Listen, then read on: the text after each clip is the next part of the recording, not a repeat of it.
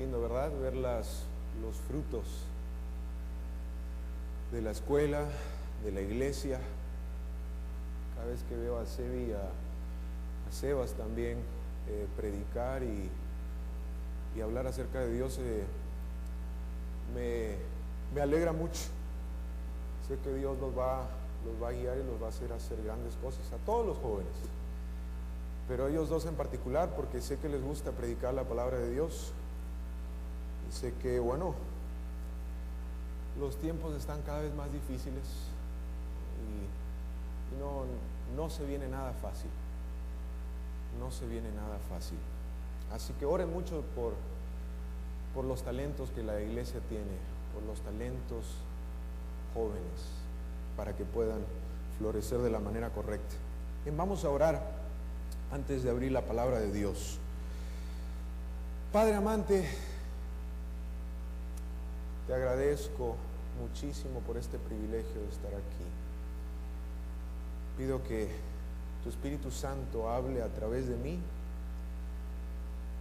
y te pido también que le hable a las personas que tú sabes tienen que escuchar este mensaje, que están pasando por dificultades, que este sea un mensaje de esperanza. Te pido también por el pastor M. Sánchez. Tú sabes que él está delicado de salud, ha tenido un mini paro cardíaco y te pido que su vida esté en tus manos. Tú sabes que él abrió la obra aquí en el valle. Confiamos que tú vas a hacer lo correcto. En el nombre de Jesús pedimos estas cosas. Amén. Muy bien, esta pareja recién se habían casado, estaban en su barquito disfrutando, y mientras que estaban disfrutando, regresando ya para sus hogares, los agarra una tempestad. Y la tempestad empezó a mover este barquito de un lado para el otro, y la esposa entró en pánico, porque la tormenta era gigante y no había nada que se pudiese hacer. Así que estaba de un lado para el otro caminando dentro del barquito, y lo ve a su esposo sentado, calmado. Le dice: ¿qué no te preocupa que vamos a morir?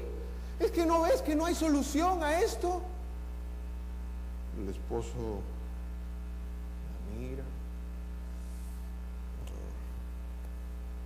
Tenía un cuchillo grande al lado, lo sacó, se lo puso en el cuello. Le dice: ¿estás con miedo? ¿Estás con miedo? La esposa atónita: no, ¿cómo voy a estar con miedo? Eres tú. Muy bien. Nuestras vidas están en las manos de Dios.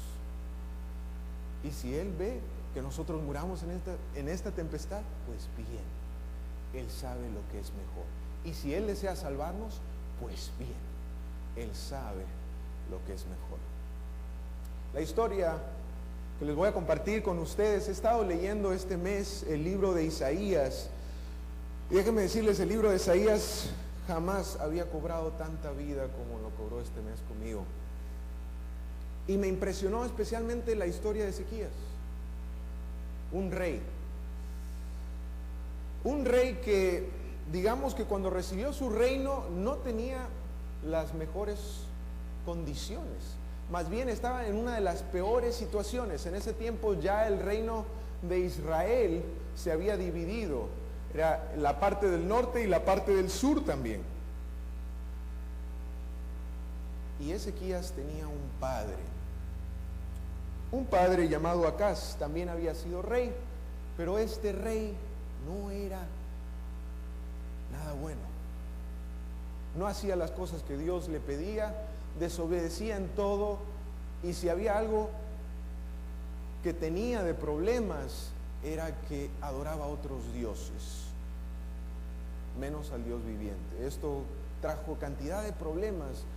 Isaías en sus primeros capítulos enfoca sus mensajes hacia Judá, pidiéndoles que se arrepienten. O sea, llega un momento en el cual Isaías es tan, pero tan drástico, tan radical con su predicación, esto lo dice la Biblia, que predicó por 3 años desnudo.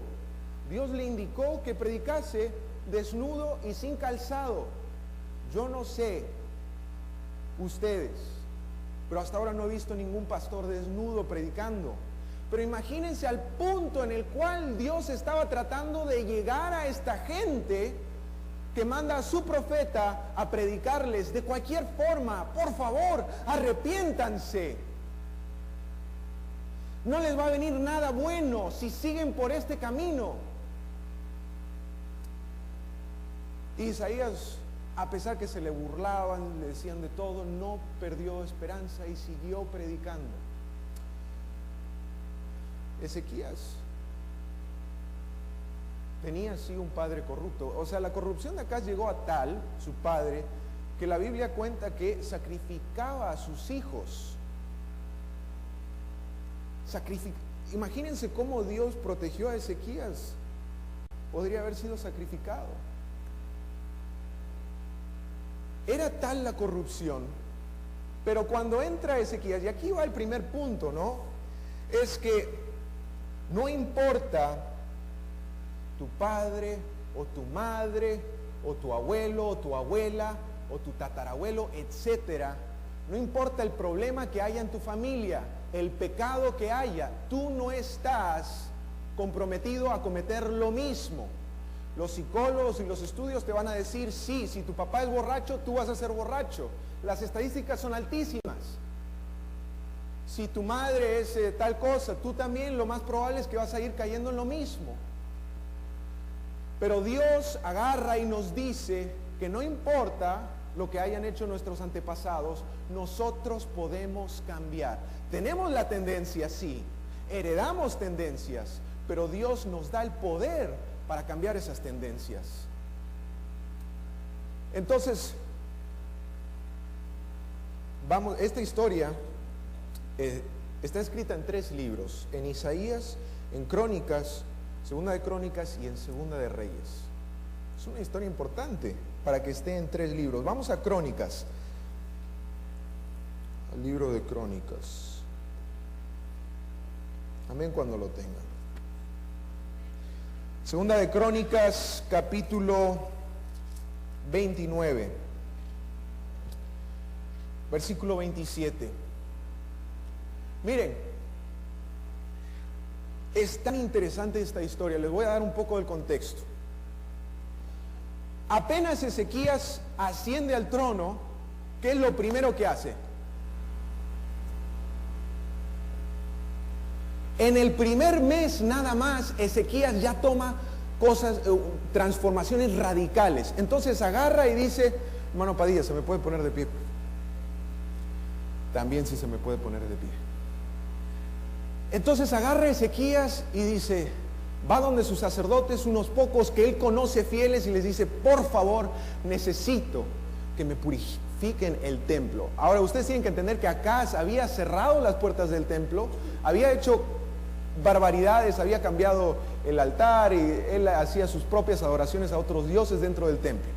Así que los sacerdotes agarraron, poquitos, pidieron ayuda a los levitas. Muy bien, gracias. Y hicieron la purificación del templo. En tan solo 8 días fueron al rey y le dijeron, ya está, mi rey, hemos purificado el templo. Segunda cosa que podemos aprender, para que haya un reavivamiento en la iglesia, Dios no necesita multitudes. Con que empiece el reavivamiento con una persona en la iglesia, el resto se va a contagiar. Porque una vez que los sacerdotes empezaron, los levitas, y se purificó el templo, todos fueron a adorar a Dios al templo. Y Elena de White dice que era tanto el pecado que tenían acumulado que llegó el momento, lo vamos a leer juntos, llegó el momento de hacer el holocausto. En el versículo 27 del capítulo 29 de Segunda de Crónicas, entonces Ezequías mandó sacrificar el holocausto en el altar, y cuando empezó el holocausto, empezó también el canto al Señor con las trompetas y los instrumentos de David, rey de Israel. Toda la multitud adoraba, los cantores cantaban y las trompetas sonaban. Todo duró hasta que se consumió el holocausto. No paró ahí la reforma, no paró ahí el reavivamiento. El pueblo estaba tan contento que continuaron y dijeron, vamos a celebrar la Pascua, algo que no habían hecho desde el tiempo de Salomón, desde David. Y es interesante al leer la historia que Ezequías estaba tan enamorado de Dios, pero tan enamorado de Dios. No nos podemos quedar con esta alegría solamente nosotros como Judá. Tenemos que compartirla con nuestros hermanos, los israelitas del norte. Así que dice la Biblia que él agarró en el capítulo 30, si quieren ver, en el versículo 6 dice, mandó mensajeros y decían, hijos de Israel, volveos al Señor, el Dios de Abraham, de Isaac e Israel. Y iban predicando esto. Tristemente el versículo 10 del capítulo 30 dice, pasaron los mensajeros de ciudad en ciudad por la tierra de Efraín, en Manasés, hasta Zabulón.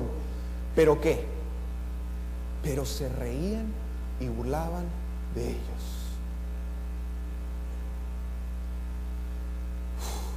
Algunos sí fueron y pudieron compartir junto con el pueblo de Israel este reavivamiento. Dios obró grandes cosas, fue bendecido. Ezequías y el pueblo de Judá revirtieron las consecuencias, porque Dios dice que si tú te arrepientes, ¿qué va a pasar? No importa qué tan profundo ha sido tu pecado, y eso es lo lindo de la Biblia. No importa cuán lejos te has ido, si tú regresas a Dios, Dios te va a perdonar. Dios va a tener misericordia de ti. Pero el diablo obviamente no nos quiere hacer entender. ¿Cómo vas a ir a la iglesia? ¿Tú? ¿Cómo te vas a poner ahí a aportar algo? El diablo es bien astuto. Pero el reavivamiento continuó y todos estuvieron alegres, a tal punto que en el capítulo 31 de Segunda de Crónicas dice que ellos fueron a través de los pueblos y de las ciudades destruyendo todos los altares a Asherá, a todos esos dioses paganos que tenían. Era tal la reforma, no fue que Ezequías agarró y dijo vayan y destruyan las cosas. El pueblo mismo, por agradecimiento, se dieron cuenta cómo Dios perdona.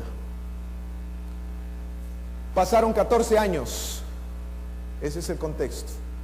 Ahora vamos a Isaías. Amén, cuando lo tengan, Isaías capítulo 36.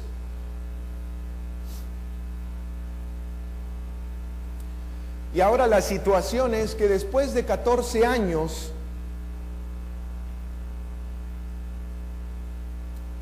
algunas pruebas tienen que venir. Algunos piensan que la vida del cristiano va a ser tranquilita, sin prueba alguna. No. Más bien, cuanto más te aferras a Dios, más pruebas van a venir. Y ahí le pasó a Ezequías en su año 14. Leemos en el versículo 2, cuenta, y acampó junto al acueducto del estanque de arriba en el camino de la heredad del lavador.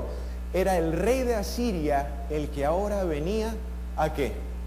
A atacar. Los israelitas del norte no habían escuchado a Dios y a sus mensajeros, ¿verdad? Vimos eso. ¿Qué les pasó? El rey de Asiria vino, los conquistó. Ahora el rey de Asiria estaba viniendo por Judá y le tocaba conquistar a Judá. Pero Judá estaba fiel a Dios, ¿sí o no? Sí, estaban fieles a Dios. Ahora resulta, para que ustedes entiendan el dilema de Ezequías, los asirios no eran cualquier tipo de nación. Si tú, me encontré con Ronnie en la biblioteca, agarré los libros y traté de leer cuanto pudiese de los asirios. Si ustedes encuentran en la parte de historia de los asirios, van a ver en sus manuscritos, en sus murales, las cosas que ellos hacían a los reinos y naciones que conquistaban. Los asirios eran tan crueles, son conocidos como los más crueles de todas las otras naciones que a través de los tiempos fueron conquistando otras. Y aquí le pueden tapar los oídos a sus niños si quieren, pero los asirios tenían una costumbre, era la cual quitar la piel. Le quitaban la piel a sus prisioneros. Entonces, ¿de qué servía esto? Para que las demás naciones aprendiesen que no te puedes rebelar contra el rey de Asiria. Si tú te rebelas, esto te va a pasar. Y entonces las pieles las ponían en los murales, como tapizados, ¿pueden creer? Al punto que llega la gente. Esta era la ciudad de la capital Nínive, que una vez el profeta Jonás fue a predicar y que se habían arrepentido, pero otra vez andaban en caminos erróneos. Y ahora viene este rey, el rey Sennacherib, con todo su ejército a atacar al rey Ezequías. Y ya había conquistado los alrededores, solo faltaba Jerusalén. Y según como lo cuenta el profeta Isaías acá, cuando llega el rey manda un representante y dice lo siguiente, escuchen.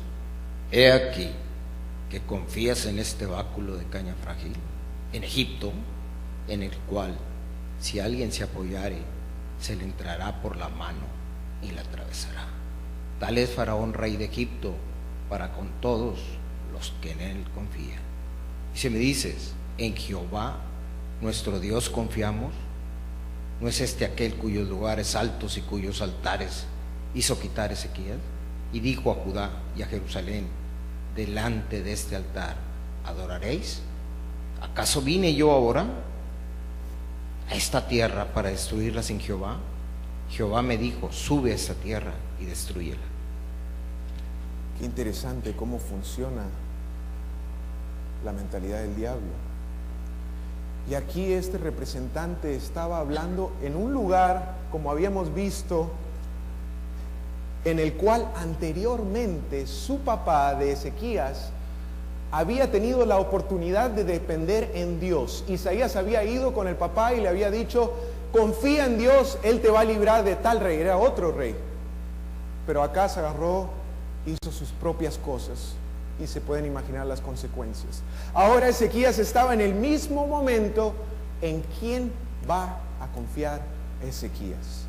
Y entonces el representante agarra y habla estas palabras. Los 3 mensajeros que había mandado Ezequías agarran y le dicen, no, si puedes hablar nosotros sabemos arameo. Por favor, ese es un lenguaje que nosotros entendemos. No hables en hebreo. Pero ¿qué pasa? ¿Acaso me envió mi Señor a que dijese estas palabras a ti y a tu Señor, y no a los hombres que están sobre el muro, expuestos a comer su estiércol y beber su orina con vosotros? O sea, miren al punto. Entonces agarra y dice, o sea, esta parte ya la grita. Ahora, o sea, está a la gente de la muralla, les está diciendo, esto es para ellos. Si esto no pasa, o sea, ellos van a estar terminando comiendo su propio estiércol, su propia defecación y su propio orín. Porque ¿qué pasaba? Sitiaban la ciudad y ahí pasaba lo que pasaba. No podían salir a recolectar los frutos, etcétera. Se morían de hambre dentro de la ciudad hasta que abrían las puertas y entraban y hacían lo que querían. Entonces él se está tratando de ahorrar toda esta sitiada y trata de jugar con sus mentes para que no confíen en el rey Ezequías y en su Dios, sino en el rey de Sennacherib. Entonces en el versículo 16 les dice,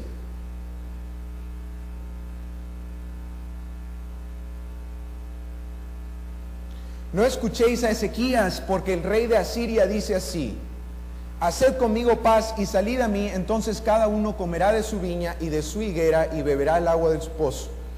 Después agarra y les dice, no confíen en Dios, porque ningún otro Dios ha librado a ninguna otra nación. ¿Qué les hace pensar a ustedes, personas que están en la muralla, escuchando este mensaje? Porque todos están mirando y escuchando. Y lo grita en hebreo. ¿Acaso su Dios es diferente a los otros dioses? ¿Tu Dios te va a librar? Más bien entréguense ahora, si no quieren que algo malo les suceda. Y los israelitas, los judíos, pueblo de Judá, sabían muy bien lo que les iba a pasar. Entonces ahí vemos en el capítulo 37, ¿qué es lo que hace Ezequías? ¿Qué haces tú cuando tienes problemas? What do you do when you have problems? Where do you run? Si somos sinceros, tratamos de resolver las cosas nosotros mismos, ¿verdad?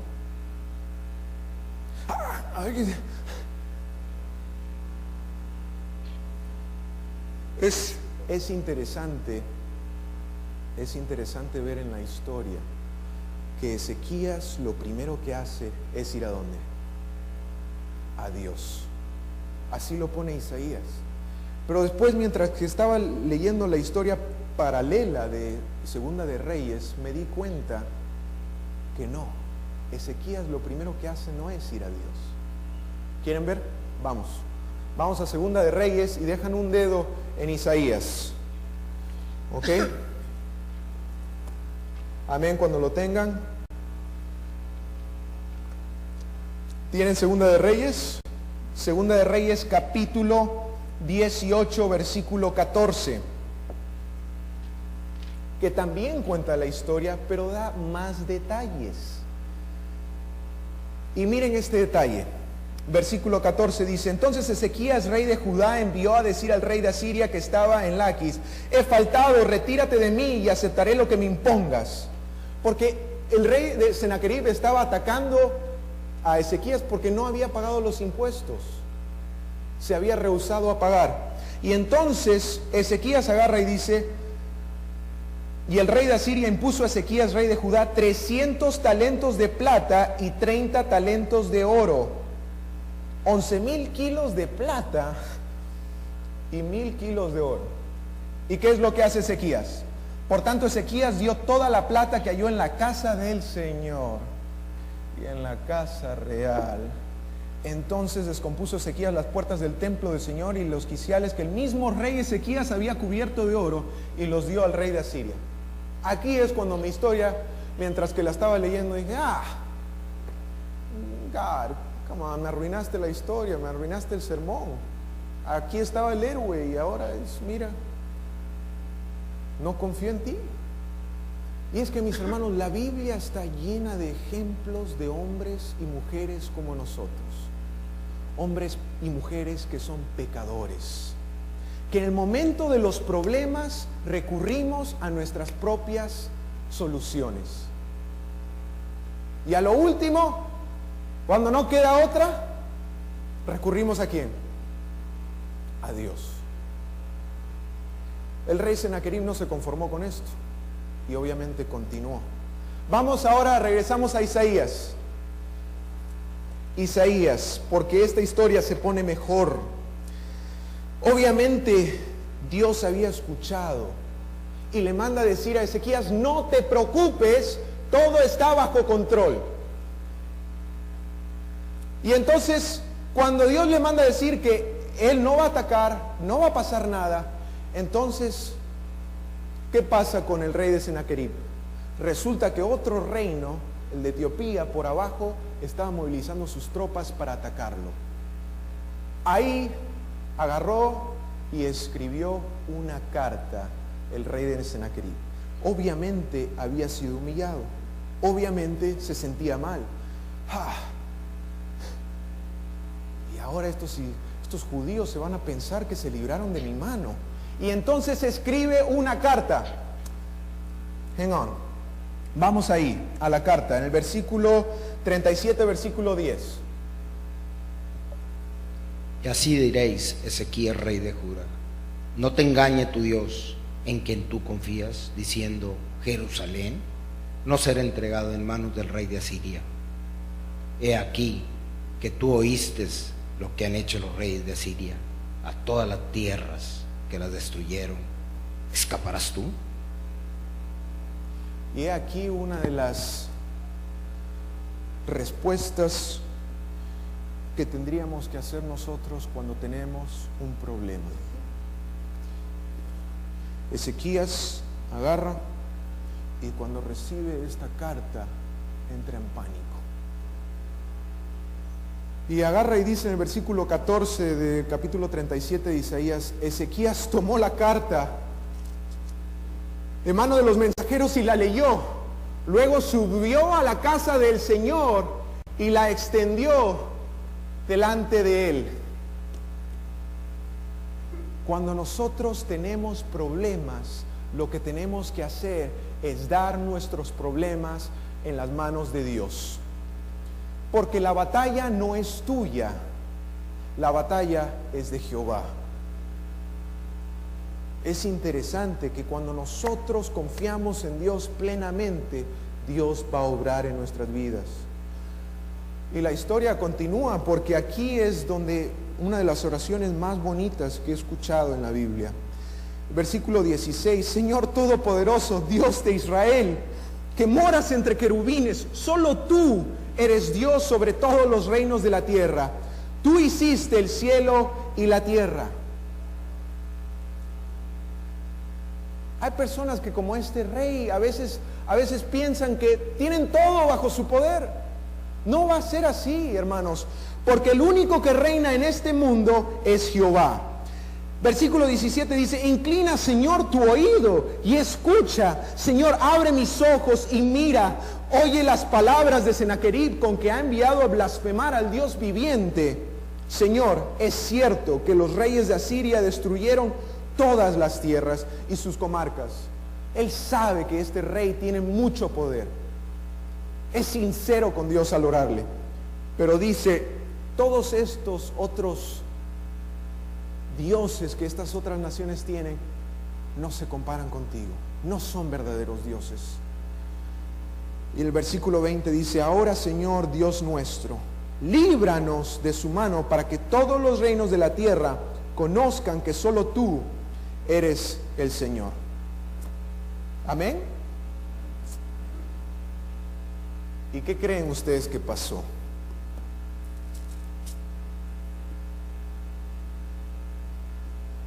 Yo me pregunto a veces, digo, wow, es que para el Dios del universo estas cositas que nosotros tenemos, es solamente que mire.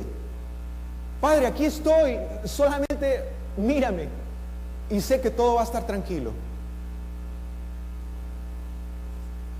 La historia continúa y Dios escuchó la oración de Ezequías, a pesar de que había desmantelado el templo, a pesar de que había desconfiado por un momento. Dios escucha la oración de Ezequías humillado y le dice: no te preocupes, yo me voy a encargar. Esa noche el ángel del Señor, dice la Biblia, pasó y mató 185,000 soldados de este rey. 185,000, y no eran cualquier tipo de soldados, eran los capitanes, los generales, los más valientes. El rey Sennacherib había sido humillado. El que se ensaltece será que humillado. Y entonces agarra el rey Sennacherib y huye como perro con la cola entre las patas. Mientras que se va, el castigo no termina aún.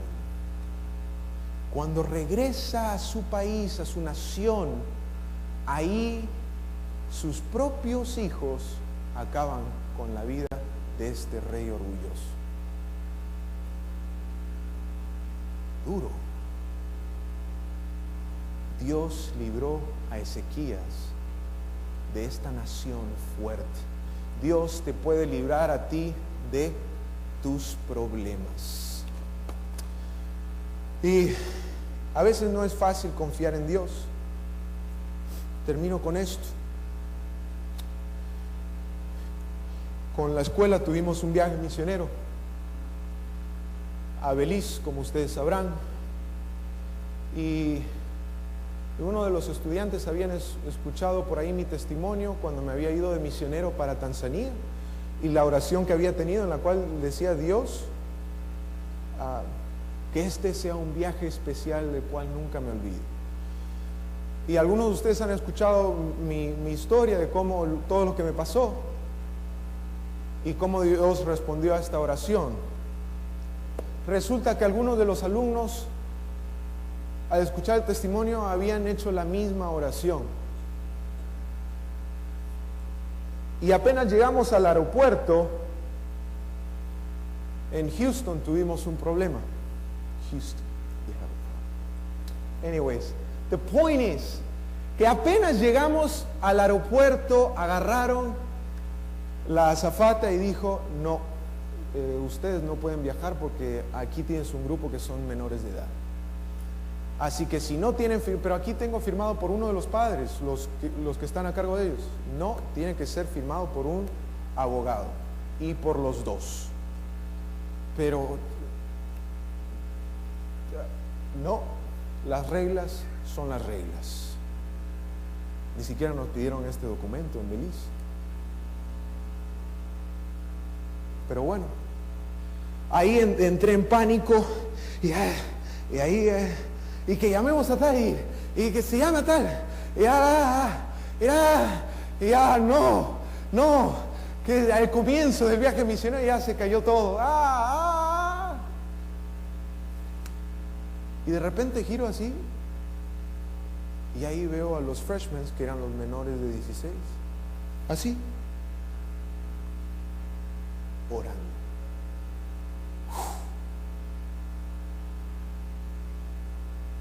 And that right there spoke to me. Eso me dio ahí, claro. Confío en Dios. Y mis propios alumnos después, pastor, no se preocupe. Esta es una experiencia que nunca nos vamos a olvidar. Y ahí habían 3 de ellas que habían hecho esa oración, y ahí las otras decían: te vamos a ahorcar. Why did you pray that? Eso fue el comienzo, pero es una experiencia que jamás se van a olvidar. La fe, mis hermanos, como la de Ezequías, él tuvo que ejercer fe, tuvo que ir confiando en Dios. Y es como un músculo, a medida que tú la vayas usando, se va a hacer más fuerte y más fuerte. Cuando tengas problemas, ¿a dónde tienes que ir? A Dios. No recurras a ti, a tus talentos, a tus contactos. Recurre a Dios, que es la batalla de Dios, no es tuya. Y Dios va a salir victorioso siempre. Por ahí hay personas aquí que estén pasando por problemas, que estén enfrentando alguna tribulación, como Ezequías a los 14 años de su reinado. Esa no fue la única prueba que le pasó al rey Ezequías. Sus pruebas continuaron. Pero déjame decirte algo. Cuando Dios te pone pruebas en el camino y permite ciertas cosas sucedan en tu vida, no te pongas triste. Más bien sonríe, porque Dios está confiando en que tú vas a recurrir a Él. Voy a orar por ustedes. Estudien la historia más profundamente. Hay un montón de cosas que la verdad lo dejan a uno boca abierta. Oremos.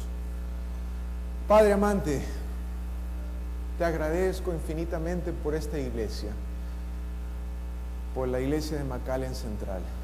Tú conoces a sus niños, sus jóvenes, sus adultos, sus ancianos, y tú sabes muy bien quiénes de ellos están pasando por problemas, quiénes de ellos están como Ezequías en su año número 14 y este rey gigante está viniendo a atacarlos. Padre, tú eres más poderoso. Ayúdanos a confiar en ti diariamente para que salgamos victoriosos. Confiamos en ti. En el nombre de tu Hijo Jesús. Amén.